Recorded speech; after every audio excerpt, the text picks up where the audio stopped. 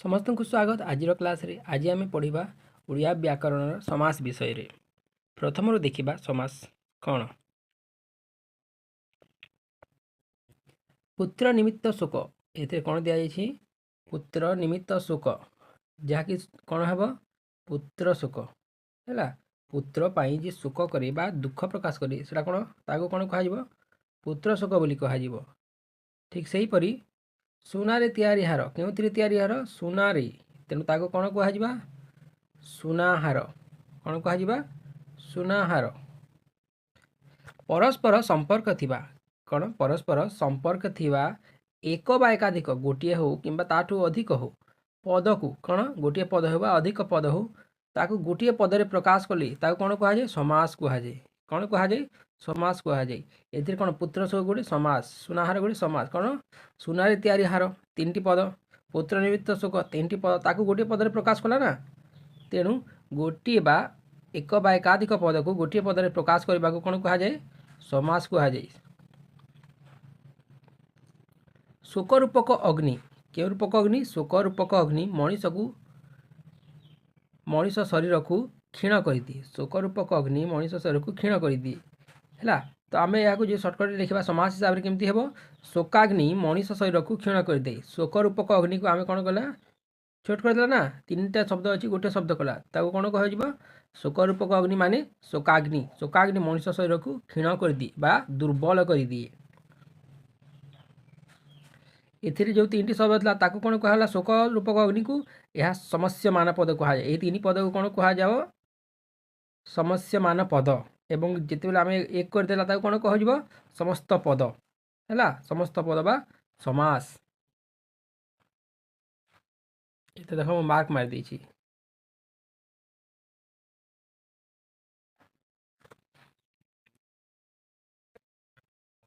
समस्यमान पद मानकर समाहार को समस्त पद कहुए ये जो समस्यमान पद मानकर समाहार को समस्त पद कहुए।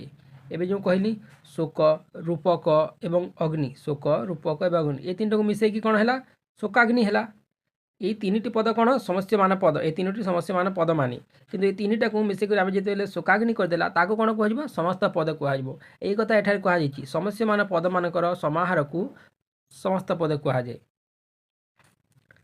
समस्त पद मान को गोटे वाक्य प्रयोग कले ताहाकू विग्रह वाक्य कहुए जिते आम गोटे वाक्य प्रयोग कला शोकाग्नि बोली ताकू कौन कह विग्रह वाक्य जेपरिक शोकाग्नि मनीष शरीर को क्षीण कर दिए बुझला ना एवं जो पढ़ला ताकू व्यवहार कले विग्रह वाक्य कहुए और ताहाकू कौन कहुए समस्यमान पद। समास केते प्रकार समास होची 6 प्रकार केते प्रकार समास 6 प्रकार जेपरिक तत्पुरुष कर्मधारय दिगु द्वंद्व बहुब्री एवं अव्यभाव केते हैला 6टी हैला बुझुची। तो प्रथम गोटे गोटे देखा कौन कहुए दिगु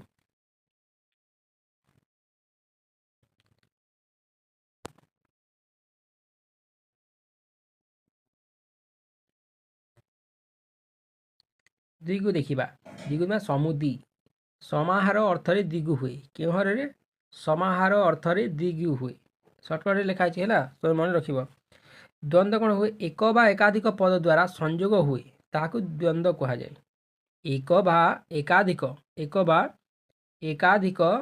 पद मान द्वारा बा पद द्वारा संयोग हुए ताकू द्वंद्व कहुए। समाहार अर्थ माने समाहार कौन मिसिले ताकू कौन कहुए द्विगु कहुए एकाधिक एक बा एकाधिक पद जो मिसी जाए ताकू द्वंद्व कहुए। बहुब्रीही क्या कहुए अन्य अर्थ को प्रकाश कले बहुब्रीही समास कहुए अन्य अर्थरे अन्य अर्थ को प्रकाश कले ताकू बहुब्रीही समास कहुए। अव्यय क्या कहुए आरंभ रु अव्यय थिले अव्ययभावी कहुए आरंभ जो अव्यय अच्छी ताकू अव्ययभावी कह। कर्मधारय क्या कहुए विशेष्य सहित विशेषण मिसिले विशेष्य सहित जदि विशेषण शब्द मिसी जाउची सेटारे कर्मधारय समास हुए क्यों धारय कर्मधारय।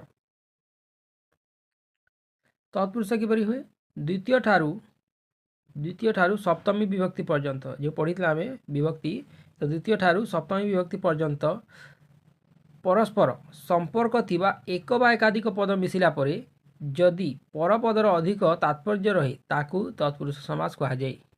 बुझी द्वितीय ठारू सप्तमी पर्यंत है किपरि द्वितीय ठारू सप्तमी विभक्ति पर्यंत केतोटी विभक्ति अच्छी 7टी सप्तमी विभक्ति पर्यंत परस्पर जदि संपर्क थिबा गोटे बा एकाधिक पद जदि मिसीगले निजे निजे आ जदि ता पद पर्व जो थिला तार अधिक तात्पर्य रहुची ताहाको कोन कहबा तत्पुरुष समास कहजिबा। एबे दिया आइछि देख कर्ता कर्म करण संप्रदान अपादान अधिक संबंध अर्थ रे एवं अधिकरण रे है विभक्ति ये हूँ विभक्ति 7 प्रकार। तो कर्तारे कौन हो प्रथमा विभक्ति कर्म द्वितीय विभक्ति करण तृतीय विभक्ति संप्रदाने चतुर्थी विभक्ति अपादाने पंचमी विभक्ति एवं पंचमी विभक्ति विचिन्न अर्थ रे हुए संबंध अर्थ रे हुए षष्ठी एवं अधिकरण रे सप्तमी। ये देखिए द्वितीय तत्पुरुष जेपरिक गृह को आगत गृहागत धन को प्राप्त धन प्राप्त साहाय्य को प्राप्त जे साहाय्य प्राप्त ये समास माने द्वितीय तत्पुरुष घर को मुहा घर मुहा कौन कहवा घर मुहा। तृतीय तत्पुरुष सर द्वारा आहत जे सर बाजिले आहत होती बा तीर बाजिले ताकू सराहत। विद्यारे हीन विद्याहीन मांकड़ द्वारा खिया मांकड़ खिया।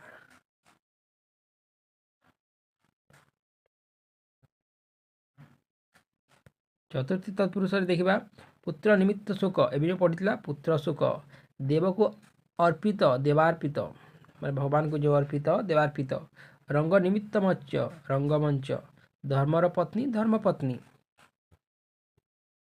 पंचमी तत्पुरुष विच्छिन्न अर्थ जो होता है देखा विच्छिन्न अर्थ माने कौन जगह कौन जिन छिंडी जा पड़े जा दूर को जा वृक्षरु पड़ित वृक्षपतित वृक्षरु पतित वृक्षपतित विदेश आगत विदेशागत विदेश जो आसी कौन कहवा विदेशागत पक्षी कहुए ना। रोगरु मुक्त रोगमुक्त जन्मरु अंध जन्मांध जन्मरु अंध माने जन्मांध माने अंध अच्छी जन्मरु अंध थाए। षष्ठी तत्पुरुष जहाँकि संबंध अर्थ हुए कौन से व्यक्ति बा जिनिस सहित गाँर मुंड गाँ मुंड नदीर जल नदी जल नारी शिक्षा प्रजातंत्र कर्मफल मातृभाषा अर्धचंद्र माटी नई मध्यरात्रि ये सब मध्य होता है। अहन बा र मध्य मध्याह्न हुए है अहन पूर्व मध्य हुए जपरिक पूर्वाह्न अहन र अपर हेले अपराह्न मध्याह्न लगुच ना ये मात्रा एपरी होता है। लास्ट जो लगी देख अहन लगिले। सप्तमी तत्पुरुष कौन सप्तमी तत्पुरुष देखा यह अधिकरण कारक होता है। यह दुई प्रकार स्थान किंबा समय को बुझाइले कौन हुए अधिकरण कारक हुए कौन हुए अधिकरण कारक। साहित्य निपुण जे साहित्य निपुण जे साहित्य बहुत जाने ताको कौन हुआ साहित्य निपुण। गणित जे पटु बा बेसी जाने ताको गणित पटु कह। विद्या निपुण विद्या निपुण गछरे पाचिला गछ पाचिला कह। अरण्य रोदन अरण्य रोदन बा जंगल कांदुची ताको कौन कह अरण्य रोदन। नंज तत्पुरुष नेगेटिव वार्ड यह हुए कौन वार्ड हुए नेगेटिव वार्ड हुए। तो न आबिल अनाबिल न आबिल अनाबिल न उचित अनुचित है अनुचित किपरि हम न उचित अनुचित न ओसारिया अणओसारिया जोटा ओसार ना ताको अणओसारिया कह। अनसन सेपरी हम अनिष्ठा हम सेपरी न हलदिया अणहलदिया अनभिज्ञ अनागत अटल अचल अकट अनुन्नत ये सब मध्य एपरी न लागिकी हेब।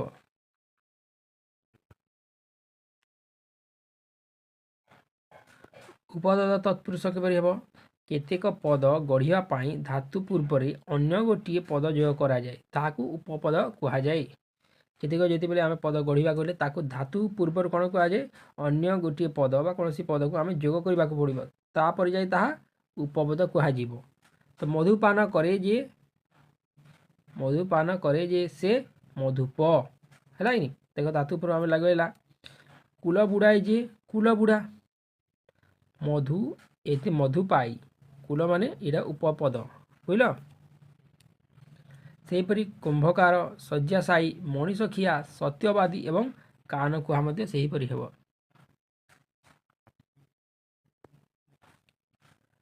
ଅଲୋକ ସମାସ ଯାହାକି ଲୁଚିବ ନାହିଁ ବା ଲୁଚିଯିବ ନାହିଁ।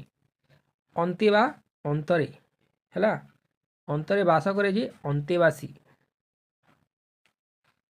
ବନେ ବା ବନରେ ଚରେ ଯେ ବନେ ଚର, ଯେପରି ଅନ୍ତରେ, ବନରେ ଏସବୁ କ'ଣ ବିଭକ୍ତି।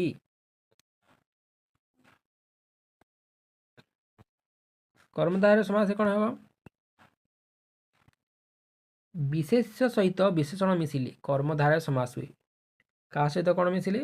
ବିଶେଷ୍ୟ ସହିତ ବିଶେଷଣ ମିଶିଲେ କର୍ମଧାରୟ ସମାସ ହୁଏ। ନୀଳ ଅଟେ କଇଁ ହେଲା, ନୀଳ ଅଟେ କଇଁ, ନୀଳ କଇଁ।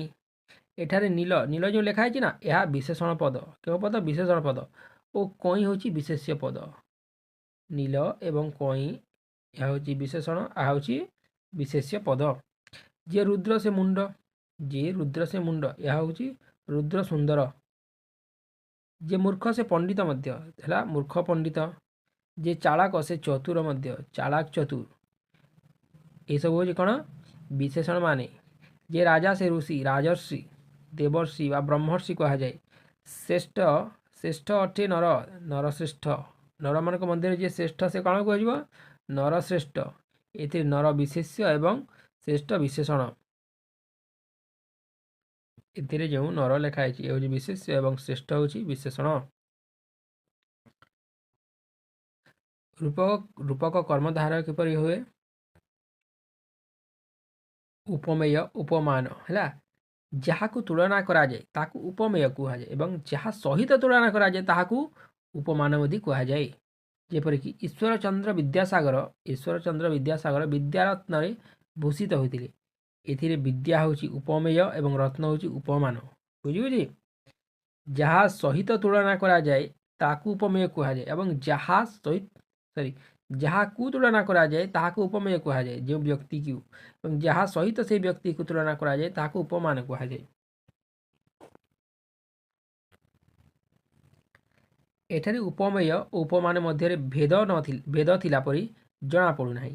ଏଥିରୁ ଜଣାଗଲା ଯେ ଉପମାନ ଏବଂ ଉପମେୟ ମଧ୍ୟରେ ଅଭେଦ କଳ୍ପିତ ହୋଇ ସମାସ ହେଲେ ତାହାକୁ ରୂପକ କର୍ମଧାରୟ ସମାସ କୁହାଯାଏ।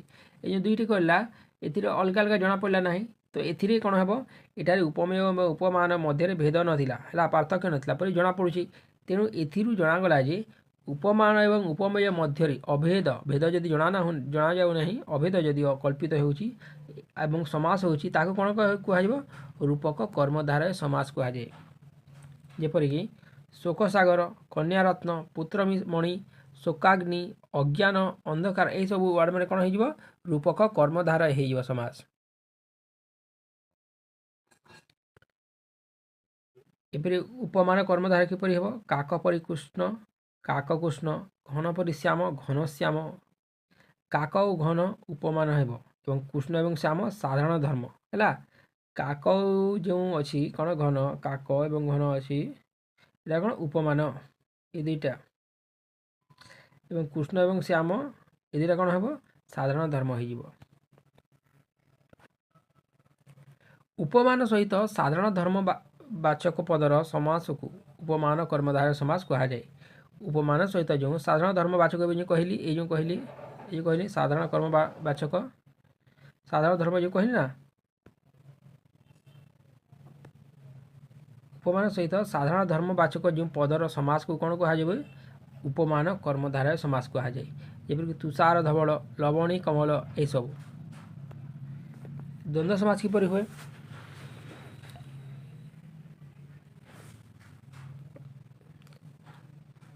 ଦ୍ୱନ୍ଦ୍ୱ ଏବଂ ଦ୍ୱିଗୁ ଏକ ବା ଏକାଧିକ ପଦ ଓ ଦ୍ୱାରା ସଂଯୋଗ ହେଲେ ତାକୁ ଦ୍ୱନ୍ଦ୍ୱ କୁହାଯାଏ। ଏକ ବା ଏକାଧିକ ପଦ ଓ ଦ୍ୱାରା ସଂଯୋଗ ହେଲେ। ଆଉ ଦ୍ୱିଗୁ କାହାକୁ କୁହାଯାଏ? ସମାହାର ଅର୍ଥରେ ଦ୍ୱିଗୁ ହୁଏ। କେଉଁ ଅର୍ଥରେ? ସମାହାର ଅର୍ଥରେ ଦ୍ୱିଗୁ ହୁଏ। ଯେପରିକି